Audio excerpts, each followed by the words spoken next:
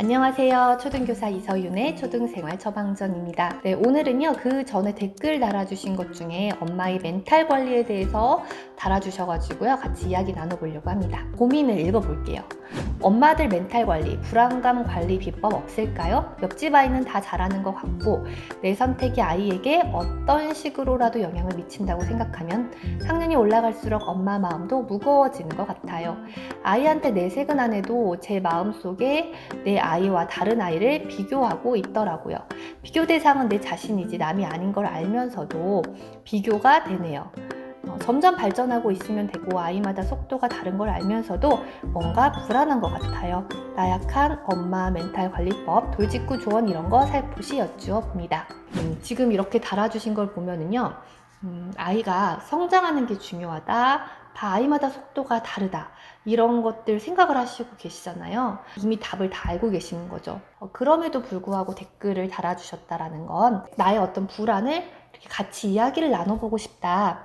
이런 의미가 아닐까 싶어서요. 이렇게 영상을 만들고 있어요. 그리고 제가 아이를 키우면서 저의 멘탈을 관리하는 방법 이제 3가지 생각하는 거를 말씀을 드리고, 이거를 보시고 아이를 키우면서 멘탈을 관리하는 그런 비법 있으시면은 달아주시면 같이 우리가 그런 불안감을 좀 극복해 나갈 수 있지 않을까라고 생각을 해요. 먼저 이제 남의 집 아이랑 좀 우리 집 아이를 비교하는 거는 당연하죠. 왜냐면 같이 우리가 어울려서 살고 있는 건데 보는데 비교가 안 될 수가 없잖아요. 그리고 이런 불안 자체가 아이를 사랑하는 마음에서 나오는 거지, 사랑하지도 않는데 그런 마음이 나오는 게 아니잖아요. 그래서 당연하게 나오는 마음을 우리가 의식적으로 애써서 눌러야 되기 때문에 이제 힘이 드는 거죠. 제가 쓰는 3가지 중에 한 가지는요, 나의 상황에서 내가 할 수 있는 건 최선을 다하자.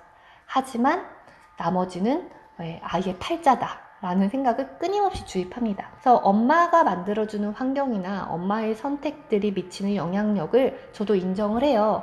그러니까 이런 유튜브를 운영을 하고 있는 거죠. 조금이나마 도움을 받으셨으면 좋겠어서 이런 거를 운영을 하는 거지만, 우리가 생각하는 만큼 또 이 부모님의 영향력이 아이한테 크지 않을 수도 있어요. 아이를 키운다는 것, 교육한다는 것은 A를 넣으면 A가 나오고 B를 넣으면 B가 나오는 어떤 생산 공정이 아니거든요. 부모님이 애를 써도 그만큼 결과가 나오지 않을 수도 있고요.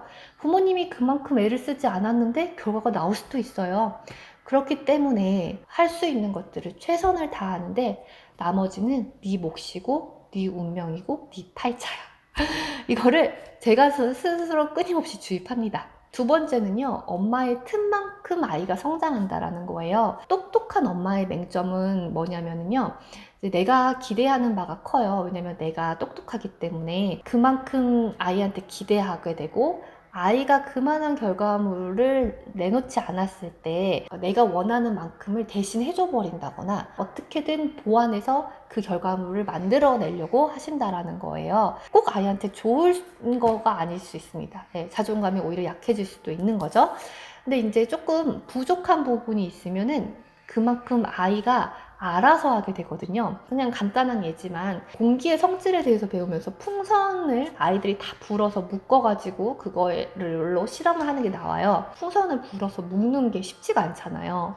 그래서 선생님 저 이거 묶어주세요 하고 다 나와요. 근데 이제 저도 손재주가 없어서 그걸 잘 못 묶어요. 한 명을 묶는 게 시간이 너무 오래 걸리는 거예요. 자기네들이 기다리다 지쳐가지고 그냥 내가 묶고 말지 이렇게 해서 그렇게 못했던 애들이 힘들게 해서 묶어버리거나 선생님이 부족하니까 그 부족한 부분을 아이들이 메꾸더라고요. 그 다음에 이제 3번째는요, 아이한테는 지읒, 리을 총량의 법칙이 있다고 하잖아요. 힘든 부분이 있어요. 하지만 그 힘든 부분을 주는 총량이 같다라는 말이 있습니다. 그러니까는 지금 아이가 힘들게 하면은 저는 나중에 나를 얼마나 편하게 해주려고, 나를 얼마나 행복하게 해주려고 이렇게 생각하면서 정신승리를 하고요. 진짜 그렇잖아요. 어렸을 때 순했던 애가 갑자기 변해가지고 힘들게 할 때도 있고요. 어렸을 때 그렇게 말썽꾸러기였던 애가 갑자기 철들어서 잘할 때가 있어요. 지금 아이가 힘들게 한다고 해서 꼭 끝까지 힘든 거 아니고, 지금 아이가 행복하게 한다고 해서 또 계속 행복하지 않을 수도 있다라는 생각을 항상 거는 염두에 두려고 노력하고 있습니다. 그리고 또 하나 가장 좋은 게 엄마가 어떤 집중할 뭔가가 있으면 조금 더 에너지가 분배가 되더라고요. 내 인생에 대한 에너지, 좀 아이의 인생에 대한 에너지를 잘 분배하는 것도 또 엄마가 되니까 하나의 큰 숙제가 되더라고요. 아이가 뭐 공부를 잘 못한다거나 뭐 친구 관계에 문제가 있다거나 뭔가 일상생활에서 문제가 생겼을 때 그게 약간 엄마의 탓인 것처럼 만들어버리는 그런 분위기가 많이 있어요. 그쵸? 네, 요즘은 그게 엄마에게 얼마나 폭력적인가에 대해서 많이 의식하고 있고 사람들이 그렇지 않으려고 하고 있지만 그래도 많이 그렇다라는 거예요. 그래서 또 멘탈 관리가 필요한 것 같습니다. 혹시 어떤 다른 관리 비법 있으신 분들 댓글 달아주셨으면 좋겠어요. 부모로서의 멘탈 관리 어떻게 하시는지 저도 정말 궁금합니다. 좀 달아주세요. 좋아요와 구독도 부탁드립니다. 그럼 안녕히 계세요.